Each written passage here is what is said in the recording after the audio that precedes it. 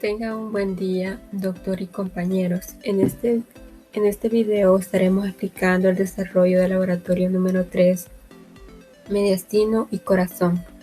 Mi nombre es Sandra Mary Granillo Ramos y sin más preámbulos iniciemos la primera parte de nuestro laboratorio, que se encuentra lo que es el mediastino, y vamos a comenzar definiendo.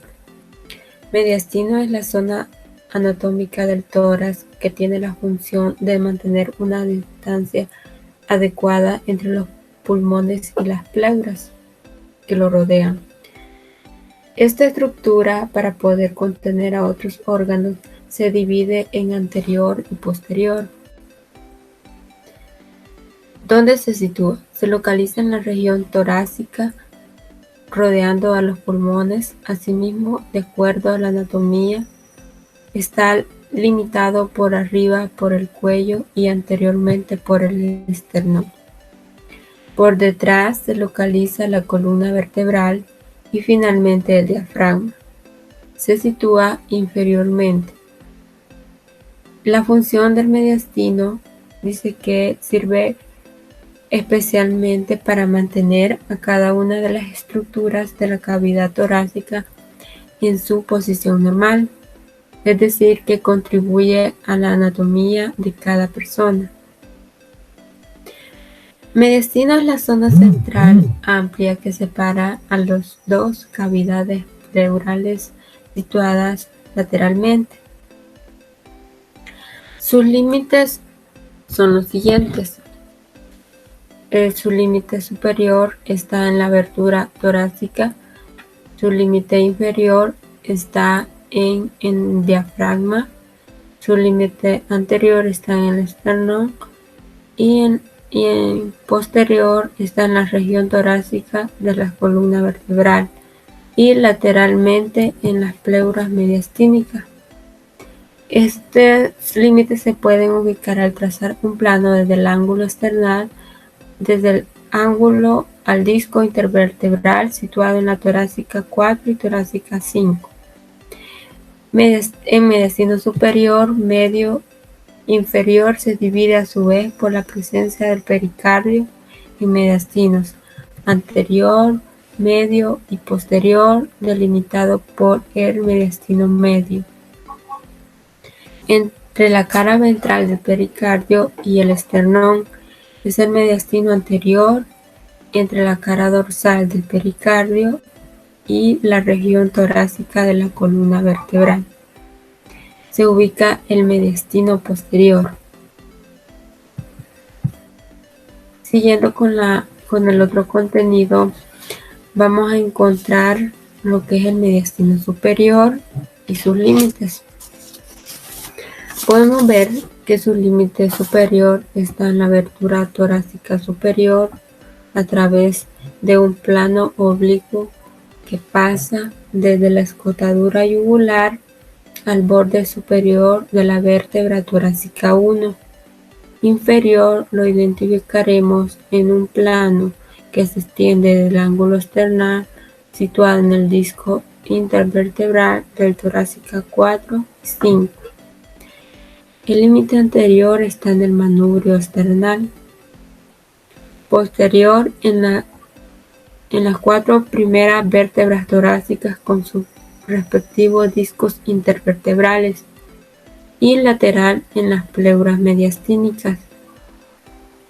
El mediastino superior se continúa con el cuello e inferiormente con el mediastino inferior, y las principales estructuras que se encuentran en este mediastino son el timo,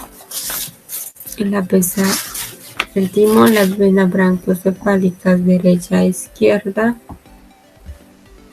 las venas ácido, la vena cava superior, el callado de la aorta con sus 3 ramas, la tráquea, el esófago, los nervios frénicos, los nervios vagos, el nervio laringeo recurrente y el conducto torácico y los vasos linfáticos. Continuando con la siguiente lámina, encontraremos lo que es la arteria aorta. Dice que se divide en arteria ascendente, callado aórtico y aorta descendente.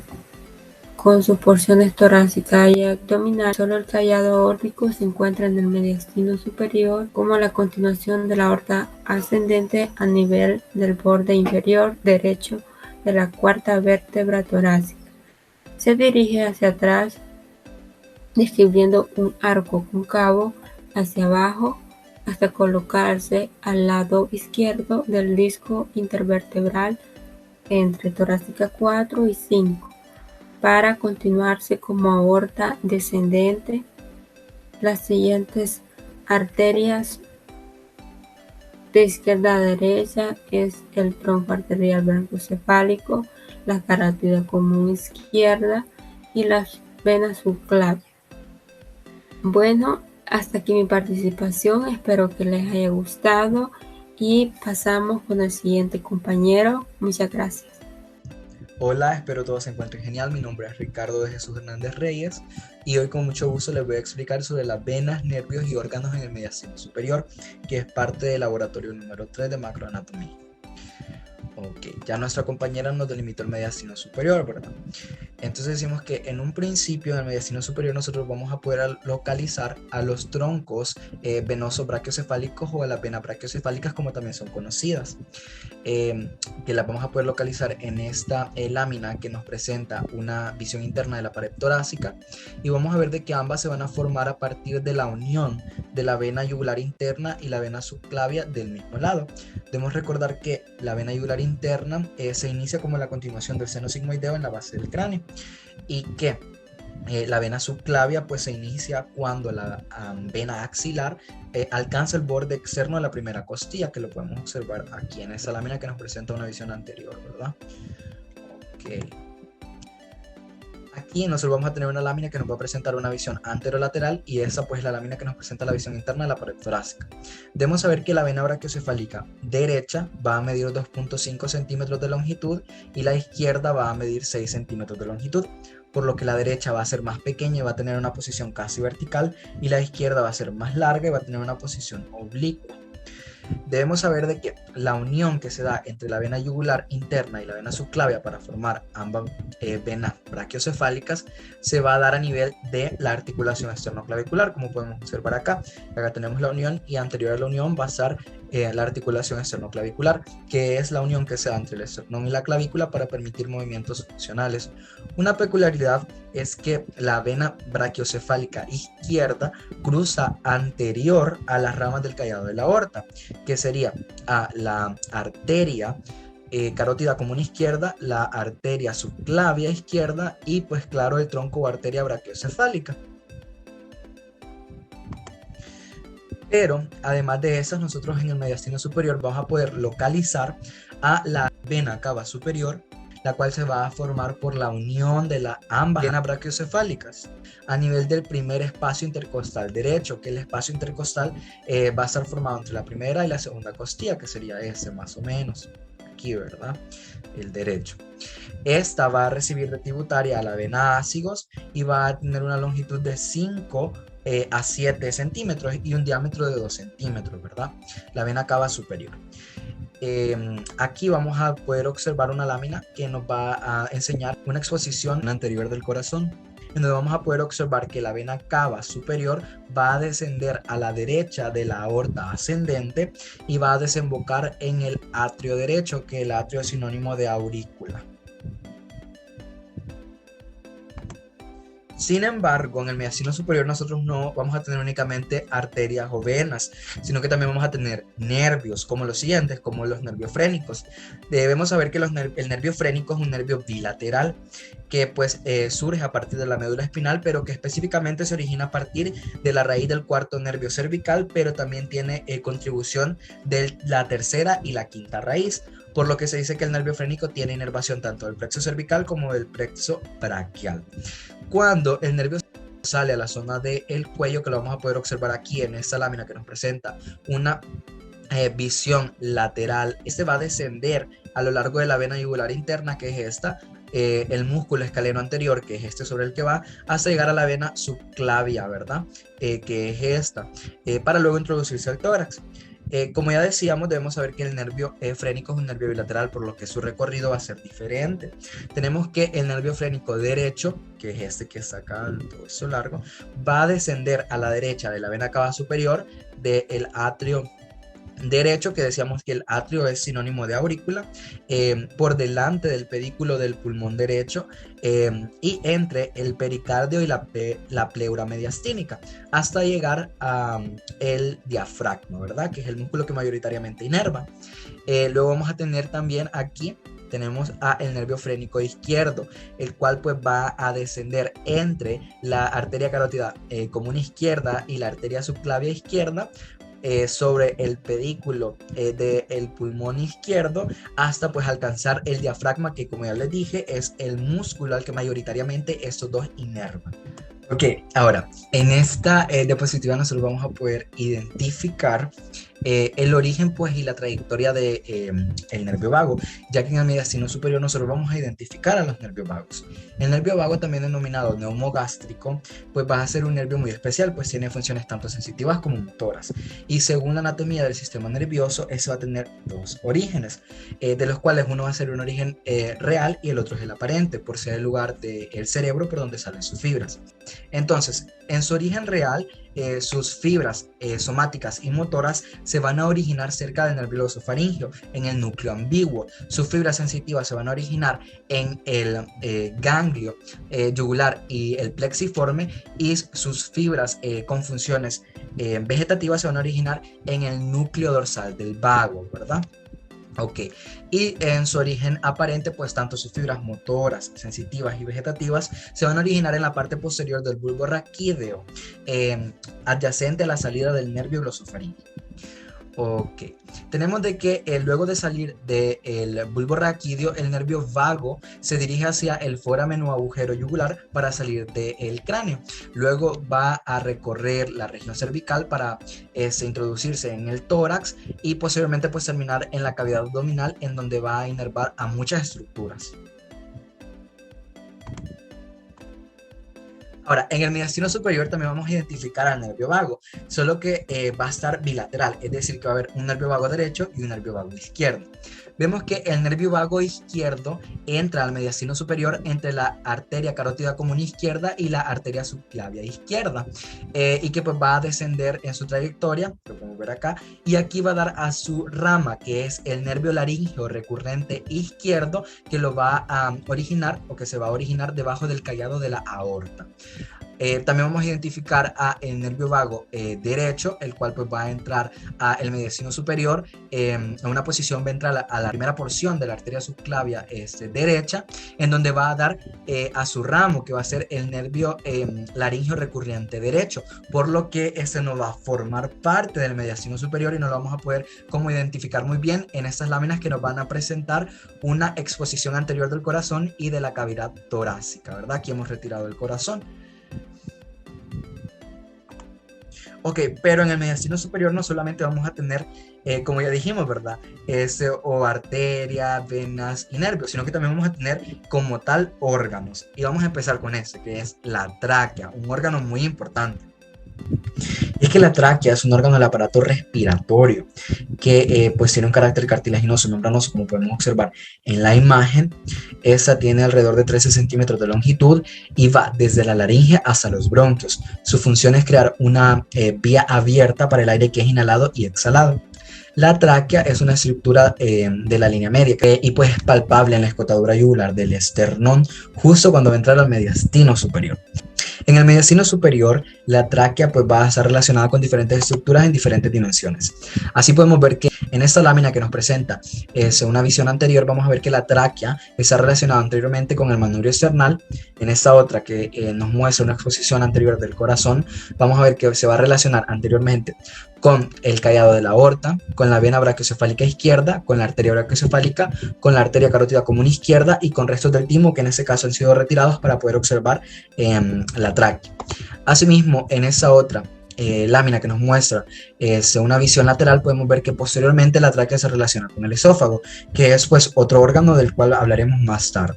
Ahora, en esta otra lámina que nos muestra una visión anterior pues de la cavidad torácica, nosotros vamos a poder observar que la tráquea a la derecha se va a relacionar con el nervio vago derecho, se va a relacionar con las pleuras tanto de los pulmones como del corazón, y pues claro, con la arteria brachiocefálica.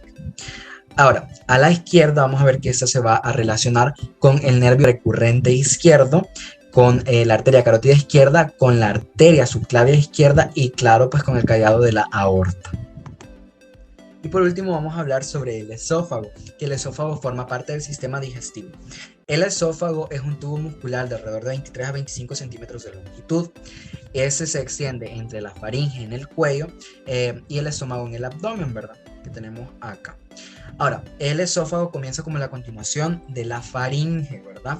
En el borde inferior del cartílago cricoides a nivel de la vértebra C6, que tendríamos más o menos por acá, ¿verdad? Acá se iniciaría, es el cartílago cricoides y se inicia el esófago. Luego, pues ese va a atravesar el hiato esofágico, que va a estar formado por la porción muscular del diafragma, que va a estar a nivel de T10, que ese sería el hiato esofágico, y acá lo vamos a tener también a nivel de T10, para pues terminar en el cardias del estómago, que estaría a un nivel de T11, lo tenemos acá, ¿verdad? El cardias del estómago. Eso pues nos va a mostrar un recorrido del esófago, y aquí pues vamos a observar una lámina que nos muestra una visión lateral. Ahora, tenemos que al esófago se le describe en tres porciones, una porción cervical, una porción torácica y una porción abdominal. El esófago desciende por la cara anterior de los cuerpos vertebrales y generalmente por la línea media en el tórax, es decir, en la región torácica. Sin embargo, mientras más se acerca al diafragma, este se va a desplazar anteriormente y hacia la izquierda, pues cambiando por completo de tener una posición a la derecha de la aorta torácica a pues luego estar casi a la izquierda, ¿verdad? Tener una posición anteriormente a esta. Eso pues sucede así para poder unirse con el cardias del estómago, con el estómago. Okay. Asimismo, pues en su recorrido, el esófago puede ser comprimido por las estructuras circundantes, por lo que a esos le van a provocar estrecheces en las siguientes localizaciones. De primero tenemos en la unión de la faringe y el esófago, ¿verdad? En el cuello, en el estrechamiento que le vamos a llamar la estrechez faringoesofágica. Luego vamos a tener que en el mediastino superior este puede ser comprimido por el callado de la aorta, provocando el estrechamiento aórtico. Luego en el mediastino posterior este puede ser comprimido por el bronquio principal izquierdo, provocando el estrechamiento bronquial, y por último por el hiato esofágico del diafragma, provocando el estrechamiento o la región diafragmática. Bueno, esto ha sido todo, espero sea de su comprensión. Gracias por su atención, pasen un buen día. Tengan un buen día, doctor y compañeros. Mi nombre es Kenny Yamilet García Ventura. Yo les voy a continuar hablando acerca del mediastino inferior. Este se subdivide en tres porciones: anterior, medio y posterior. Bueno, les comentaré un poco del anterior y del medio. Antes que nada, les voy a mencionar los límites del mediastino inferior. Tenemos al límite superior. Este pasa por el plano imaginario desde el ángulo esternal hasta el disco intervertebral situado entre la T4 y la T5, que sería acá. Esta sería la T4 y esta la T5, ¿verdad? Luego tenemos al límite inferior, que se encuentra en el diafragma, esta parte acá y acá. También está el límite anterior, que es el cuerpo y apéndice cifoide del esternón, que está en toda esta parte. Luego está el límite posterior, este está en los cuerpos vertebrales y discos intervertebrales de la quinta vértebra torácica, que sería acá, a la 12ª vértebra torácica, que sería esta. Bueno, y por último tenemos el límite lateral que está en la pleura mediastínica.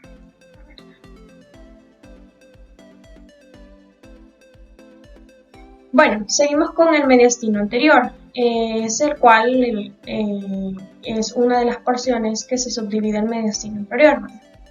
Este se localiza posterior al esternón y anterior al saco pericárdico y podemos encontrar en ello, por ejemplo, restos del timo, grasa, tejido conjuntivo, nódulos linfáticos, ramas mediastínicas de los vasos internos y también ligamentos esternopericárdicos. Bueno, en esta lámina podemos identificar a la arteria y vena torácica interna o mamaria interna, que es esta, ¿verdad? Las cuales descienden adosadas a la superficie interna de la pared torácica anterior. En la arteria mamaria a nivel del sexto espacio intercostal se divide en dos ramas terminales, que sería la arteria musculofrénica, que está acá, y la epigástrica superior. Esta última pasa por entre los orígenes costal y esternal del músculo diafragma. Luego desciende en la cara posterior del músculo recto anterior del abdomen, dentro de la vaina de los rectos, y la arteria musculofrénica desciende por detrás del reborde costal. Bueno, continuamos con la segunda porción del mediastino inferior, que es el mediastino medio.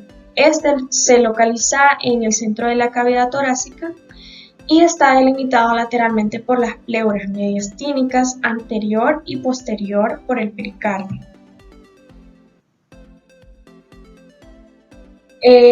Bueno, este contiene pericardio, ¿verdad? Y corazón, el origen de los grandes vasos como la aorta ascendente y el tronco de la arteria pulmonar. También la determinación de las venas cavas inferior y superior y la desembocadura de las venas pulmonares, que serían estas, ¿verdad? Izquierda y derecha, y el nervio frénico. Bueno, el pericardio, ¿verdad? Este es un saco fibroso que rodea el corazón y a la raíz de los grandes vasos. Este pasa por, bueno, este está formado por dos láminas, que sería la externa, que es el pericardio fibroso, cuya base se encuentra en el diafragma y su vértice a nivel de los grandes vasos es una capa de tejido conjuntivo resistente, ¿verdad?, que establece los límites del mediastino medio. Y la otra sería la interna, que es el pericardio seroso. Este es un saco cerrado al cual tapiza la superficie del pericardio fibroso.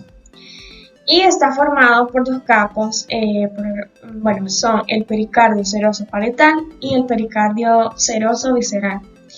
En este podemos ubicar, ¿verdad?, en la superficie del corazón los siguientes espacios que son formados por las reflexiones de la unión del pericardio seroso parietal y el pericardio seroso visceral en la cavidad pericárdica.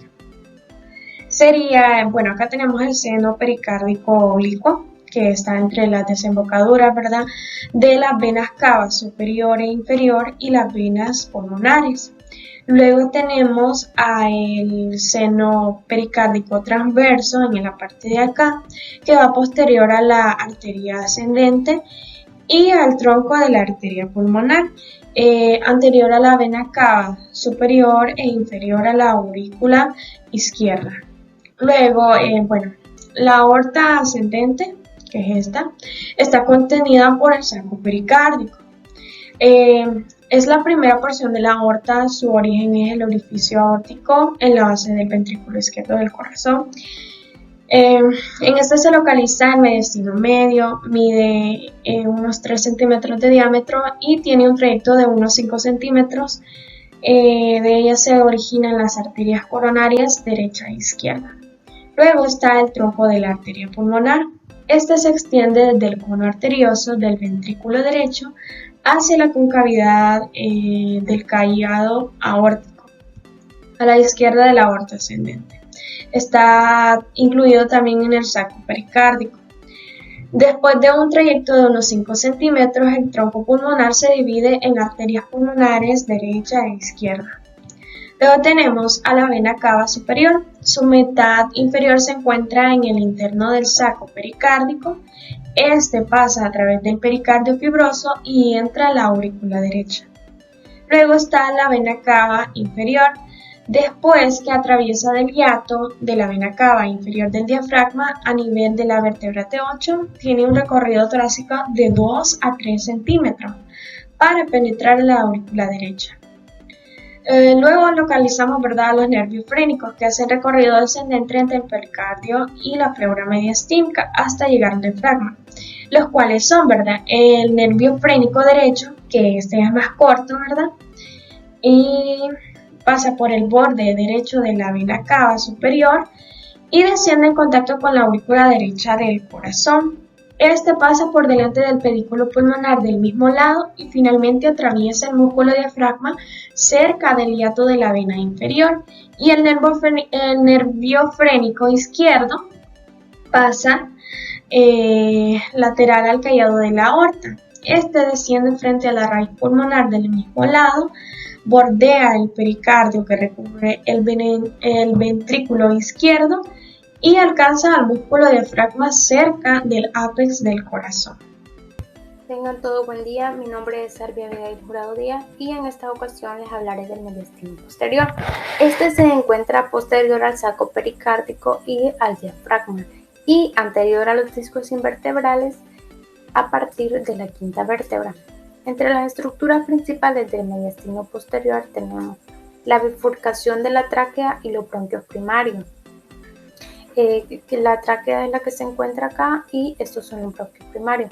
Luego está el esófago y su plexo nervioso esofágico formado por los nervios vagos.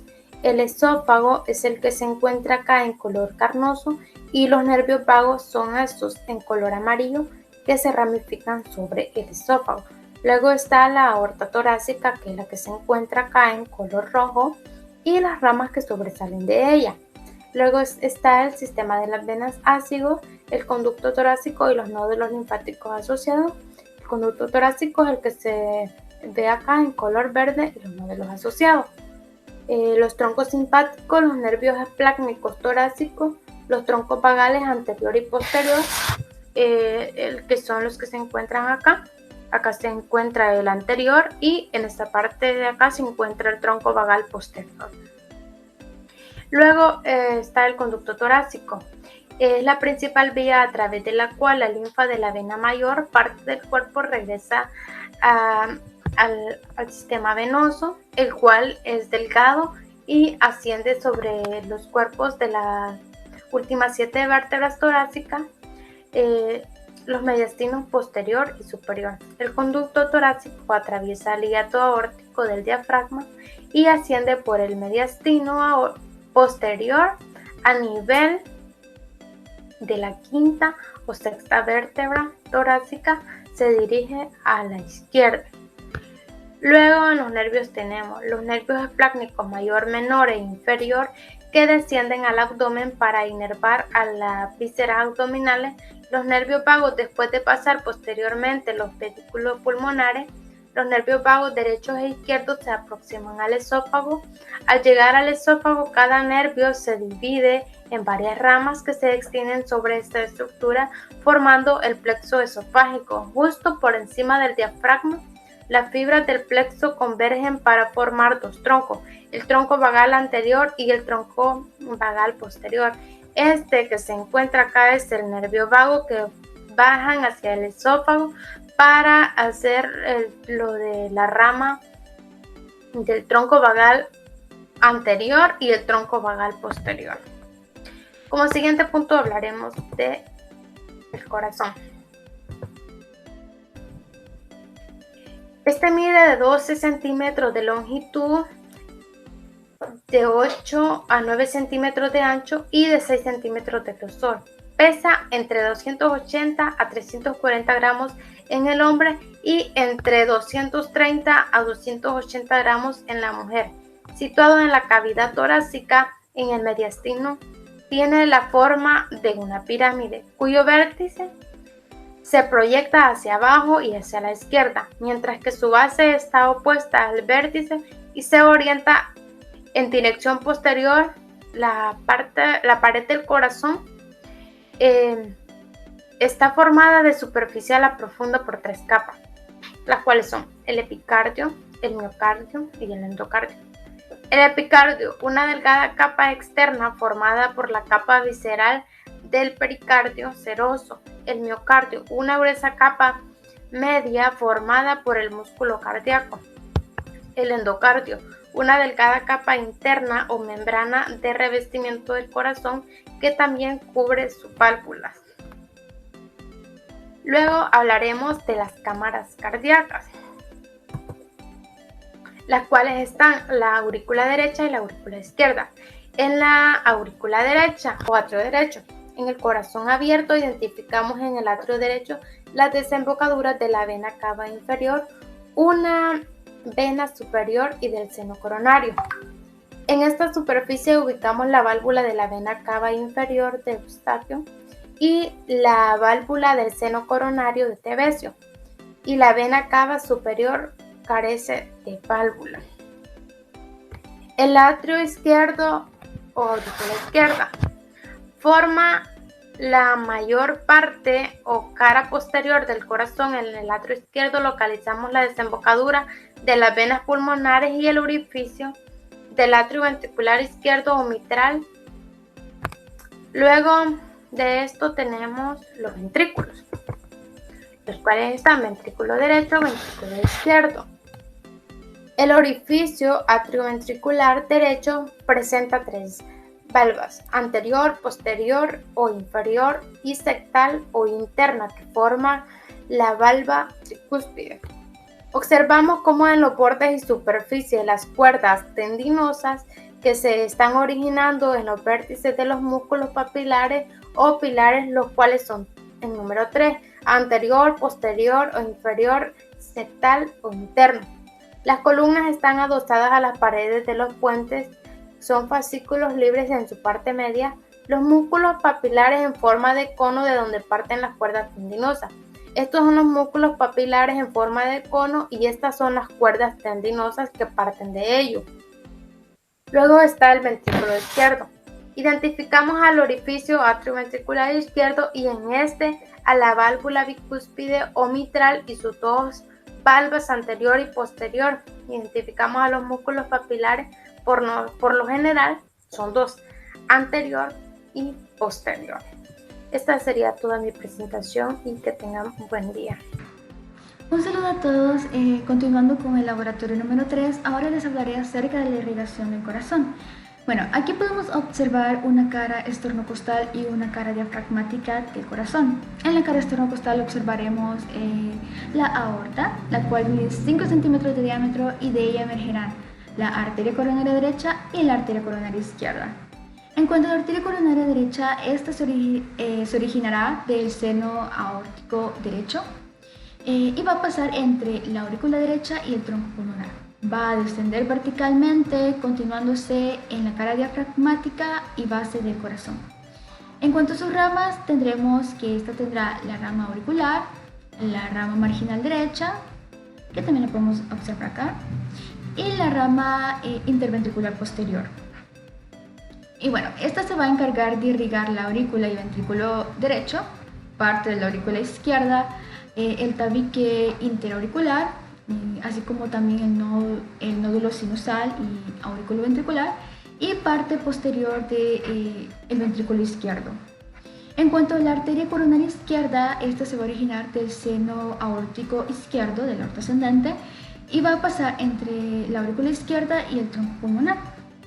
Justo detrás del tronco pulmonar, esta arteria se va a dividir en sus 2 ramas terminales, que son la circunfleja y la interventricular anterior. Esta va a irrigar la mayor parte de la aurícula izquierda y ventrículo izquierdo, así como también el tabique interventricular, incluyendo el fascículo auriculoventricular y sus ramas. En cuanto al drenaje venoso del corazón, tendremos a lo que es el seno coronario. Este es un conducto venoso muy amplio que encontraremos en la parte posterior del surco coronario. Este va a drenar justo en la aurícula derecha. A este van a llegar 4 tributarias muy importantes, las cuales son la vena cardíaca mayor o vena magna, que también lo podemos observar acá, la vena cardíaca media, la vena cardíaca menor y la vena posterior del ventrículo izquierdo. Todas llegan a drenar justo al seno coronario. Hablemos del proceso de circulación. El corazón funcionalmente está dividido por un tabique en 2 bombas. La bomba derecha se va a encargar de recibir la sangre desoxigenada del cuerpo y la va a enviar hacia los pulmones, mientras que la bomba izquierda se va a encargar de recibir la sangre oxigenada desde los pulmones y la va a enviar al cuerpo. Sabemos que el corazón va a tener 4 cavidades, 2 aurículas y 2 ventrículos. Las aurículas básicamente se van a encargar de recibir la sangre hacia el corazón, mientras que los ventrículos se van a encargar de bombearlo fuera del corazón. Bueno, entonces, ¿cómo va a ser ese proceso de circulación? La circulación vamos a tener que se va a dividir en una circulación menor y una circulación mayor. La circulación menor va a empezar aquí en el ventrículo derecho, donde la sangre desoxigenada va a ser bombeada a través de la arteria pulmonar hacia los mismos pulmones, específicamente a los alvéolos, en donde la sangre va a oxigenarse y regresará por la vena pulmonar hacia el atrio izquierdo. Bueno, aquí terminará lo que es la circulación menor y empieza la circulación mayor en el ventrículo izquierdo, donde este va a bombear la sangre a través de la aorta hacia todo nuestro cuerpo, hacia todos nuestros órganos, músculos, etc. Una vez nutrido todas estas partes, la sangre va a regresar por las venas cavas a el atrio derecho y va a repetirse así nuevamente la circulación menor, la mayor, y así sucesivamente va a pasar este proceso de circulación. Ok, tenemos el caso clínico, el cual nos dice paciente masculino de 52 años de edad, hipertenso con antecedentes de tabaquismo desde los 18 años, que acude al servicio de urgencias por presentar dolor torácico de tipo opresivo. El dolor es referido también en la cara interna del brazo izquierdo. Además, el paciente presenta sudoración excesiva, parálisis, náuseas y vómito. En la exploración física se encontró frecuencia respiratoria elevada, es decir, taquipnea, y la presencia de un ruido normal en sístole al auscultar el foco aórtico. Se solicita un electrocardiograma con el cual se diagnostica infarto agudo del miocardio. Ok, en base al caso clínico vamos a responder. La primera pregunta nos dice, ¿qué estructuras forman la cara inferior diafragmática del corazón?